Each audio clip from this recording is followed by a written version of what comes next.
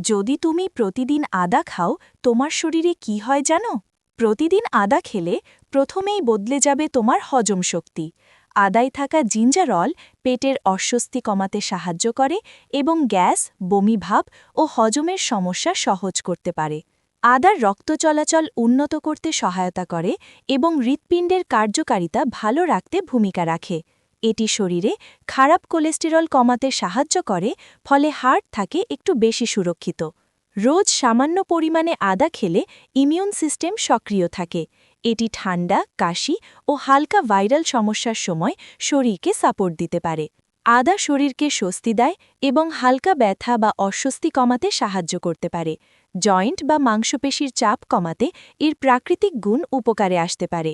তবে হালকা গরম পানির সাথে আদা খেলেও অনেকের ক্ষেত্রে ফ্যাট বার্নে সহায়তা করে এবং ওজন নিয়ন্ত্রণে রাখতে সাহায্য করে। তবে মনে রাখবে, যে কোনো খাবারের মতোই আদাও পরিমাণ মতো খাওয়া উচিত। প্রতিদিন 2 থেকে 4 গ্রাম আদা যথেষ্ট।